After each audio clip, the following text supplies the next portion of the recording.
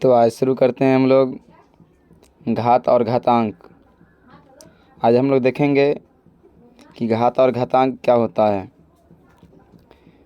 तो मैंने यहाँ लिखा है 5 का पावर 3। 5 के पावर 3 में यह 5 जो है वह आधार है एवं 3 मेरा घातांक है दोस्त।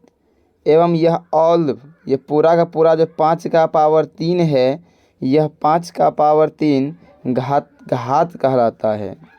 हम लोग बात करते हैं कि इसको पढ़ते हैं 3 का घातांक 5। 3 का घातांक 5। अब 3 का घातांक 5 है, इसका अर्थ होता है कि हम लोग 3 को गुना के रूप में 5 बार लिखेंगे। 3 को गुना के रूप में 5 बार लिखेंगे। अर्थात यहाँ से एक बात स्पष्ट होती है कि जिसका घात जितना होगा उनको गुना के रूप में उतना बार लिखेंगे। उसके बाद हम लोग बात करते हैं अब कि यहाँ यह अभी मैंने सीखा कि जिसका घात जितना होगा उसको गुना के रूप में उतना लिखेंगे। साथ ही अब देखते हैं, यदि यहाँ मैंने देखा कि 3 जो है गुना के रूप में 3 बार लिखा है, तो हम उनको लिख सकते हैं कि 3 का घातांक 3 लिख सकते हैं। इसलिए क्योंकि यहाँ 3 मेरा 3 बार गुना के रूप में है, इसीलिए इसको हम 3 का घातांक 3 लिख सकते हैं। यदि 5 गुने 5 2 बार लिखा है तो उसको लिख सकते हैं 5 का स्क्वायर लिख सकते हैं। 5 का घातांक 2 लिख सकते हैं। क्योंकि यह गुना के रूप में 2 बार है। अब हम लोग बात करें कि यहाँ कुछ नियम देख लेते हैं। घातांक का कुछ नियम होता है। यह नियम क्या है? यहाँ देखिए मैंने लिखा है a के पावर 0। अर्थात यदि किसी भी संख्या का पावर 0 हो जाता है तो उनका वैल्यू 1 हो जाता है।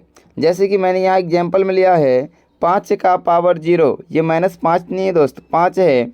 5 का पावर 0 यदि -5 भी होता तो उनका वैल्यू 1 ही होता। किसी भी बड़ा से बड़ा संख्या का पावर अगर 0 हो जाता है, घातांक अगर 0 हो जाता है तो उनका वैल्यू 1 होता है। यहाँ मैंने एक फार्मूला लिखा कि a का पावर n। तो इसका अर्थ होता है कि a का पावर n। मैंने यहाँ अभी देखा था कि यदि 3 का पावर 5 है तो मैंने 3 को 5 बार लिखा।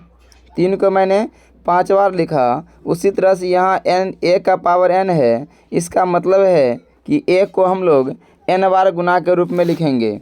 फिर यहाँ देखते हैं, मैंने एक फार्मूला लिखा कि a के पावर m गुने a के पावर n।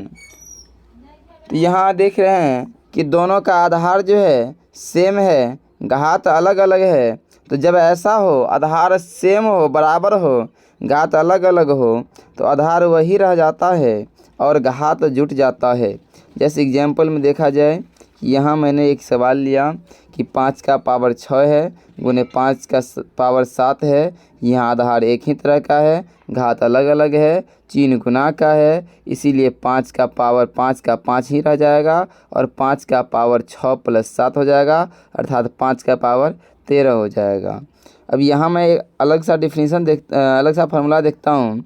यहाँ a के पावर m भागा a के पावर n। यदि आधार बराबर हो, घात अलग अलग हो और चिन्ह भाग का हो तो आधार वही रह जाता है और पहले घात में से दूसरा घात घट जाता है। जैसा कि हम यहाँ देखते हैं, यहाँ आधार यही रह गया है और पहले के घात m में से दूसरा घात n घट गया है।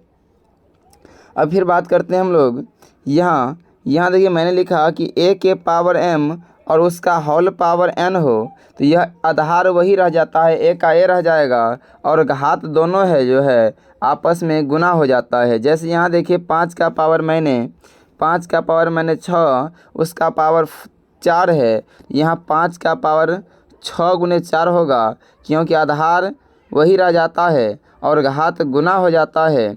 यह 5 का पावर 6 गुने 4 हो जाएगा, अर्थात 5 का पावर 24 हो गया।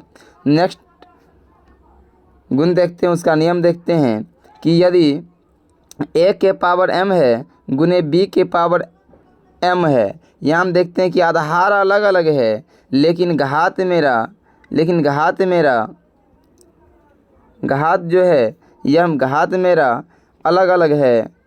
तो सॉरी, यहाँ आधार मेरा अलग अलग है लेकिन घात एक ही है, तो मेरा आधार वही रह जाता है। सॉरी, यहाँ दोनों आधार गुना हो जाता है और घात जो है वह वही रह जाता है। जैसे यहाँ देखिए कि मैंने किया 6 का पावर 4 है और 7 का पावर 4 है। यहाँ घात एक ही है, घातांक एक ही है लेकिन आधार अलग अलग है, तो आधार दोनों गुना हो गया और घातांक यही रह गया, अर्थात 6 से 42 का पावर कितना हो गया, 4 ही रह गया। यहाँ देखें हम लोग, यहाँ देखें कि a का पावर m भागा a के पावर b के पावर m है, अर्थात मैंने यहाँ देखा कि आधार मेरा अलग अलग है और घातांक मेरा एक ही है, तो आधार वही रह जाता है, दोनों का आधार भाग में ही रह जाता है और उसका होल पावर जो मेरा घातांक है वह हो जाता है। तो यहाँ देखिए, जैसे एग्जाम्पल मैंने लिया 5 का पावर 6 है, 7 का पावर 6 है।